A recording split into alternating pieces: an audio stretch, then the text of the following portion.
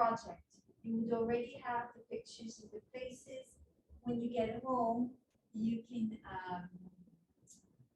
add places from the US and maybe add a little bit more from Nantes if you want to. And it's supposed to be an ebook. It's super easy to do an ebook. I promise you. I'll show you how to do that. Okay, so we'll discover this city, and I'll go very quickly. But Nantes was nominated, not nominated, won the award as the European Green Capital. That was the French first city to do that. It's a European award, and it's very rigorous. And so this is how I got this idea of studying sustainability in Nantes, because obviously they're doing something towards that. Okay, so here. So I wanted to showcase some activities you could do. We are going to be lucky now to be not for La Fête de la Musique. This is a very old, I think 20 years now, maybe more. What I know. This is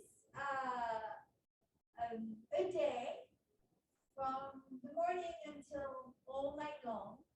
People can just go in the street and play music. So if you are a musician, you can bring your instrument and you are allowed to play music. If you're not, you go through the city and enjoy all the music, and you have all kinds of music. And you get to talk to the people too. So it's a lot of fun. Also, we'll walk along La Ligne Verte. This is literally a green light that is on the streets of Nantes. And this is how they discover Nantes. So I picked some of the stuff. On top is two very famous neighborhoods that are just fun to walk through. You have an overview of Nantes just to give you an idea of what the city looks like from above. And then you have the elephant. The famous elephant belongs to the Machine de Ville.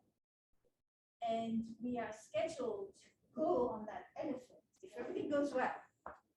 The elephant is currently being cleaned up, so it should be good.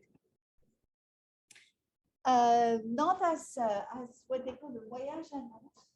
And my best way to explain what it is to tell you that Nantes turns into an open-air art gallery.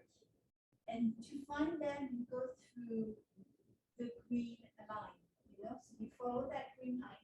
And some of the art is as obvious as this, but some of it is like a tiny little thing, and you really got to open your eyes and observe to see it. So it's quite magical. Some of it stays, like Éloge du Pas Côté was done for the voyage à Nantes and remained in Nantes. Same for the bird, but the bed in the river disappeared.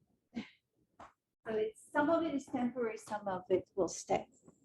So it's a lot of fun. You discover the city through a different angle every time. These are two different parks, as you can see. Le Jardin Extraordinaire, which was inspired by Jules Verne. Le Parc de Procès. You can obviously go to a cafe. Yeah, the Café Molière. Or you can go, I promise you shopping, you can go to Rue des Crédillons, or you can go to the Passage Pommeret, which is a covered, like a gallery from the 19th century with glass.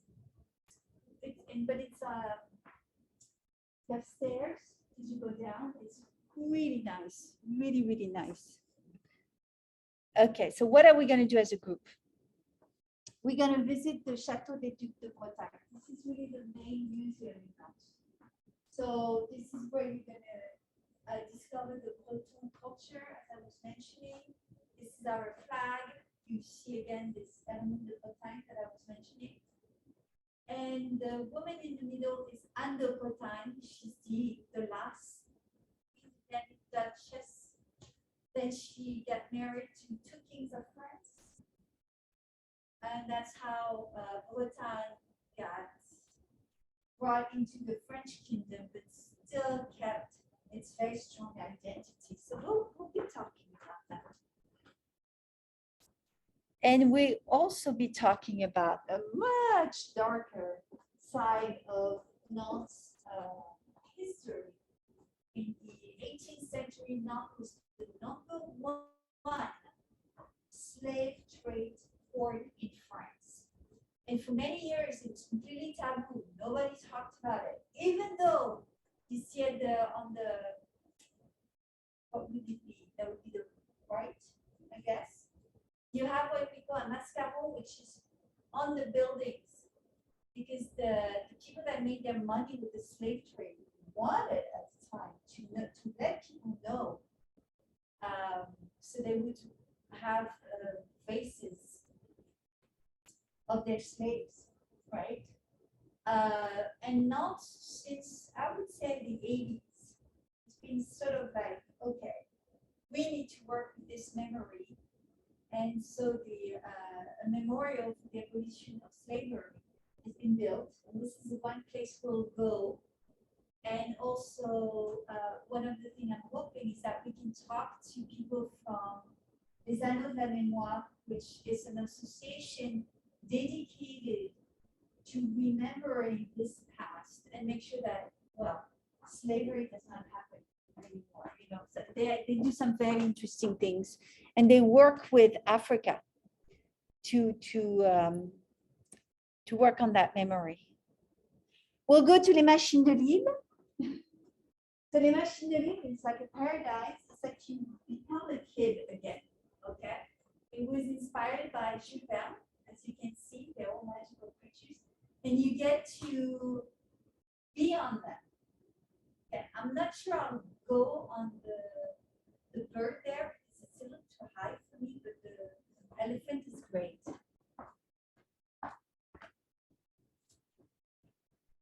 And also, and again, it's really my hope that it's going to be possible that we do some volunteering work, but we not with the, this is a work that helps you find the right volunteering. Again, I just want to hope for the best. If COVID is a problem, I will have to rethink that part. Maybe one volunteering, just to be on the safe side. So that, but you know, I want to be optimistic, so we'll be hopefully working with that.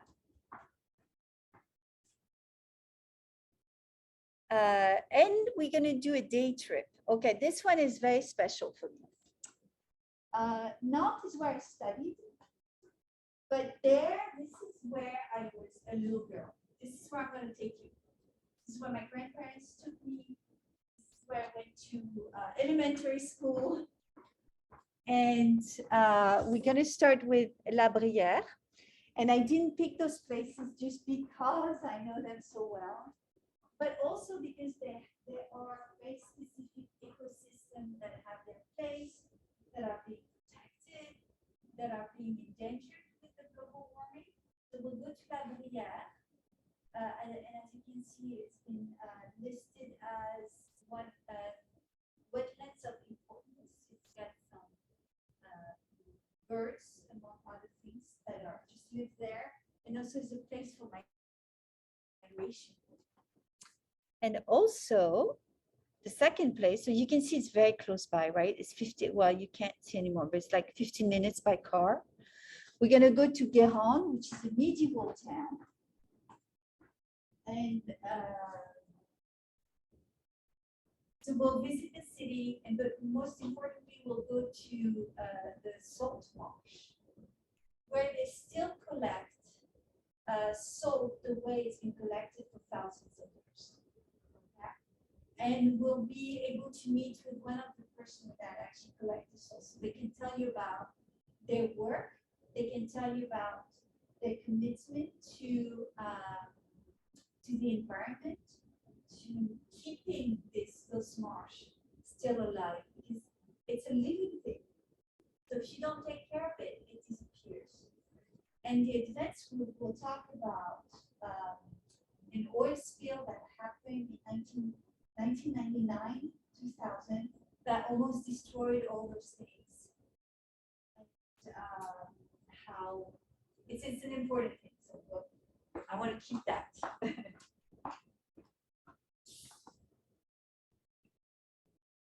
And then we go back home.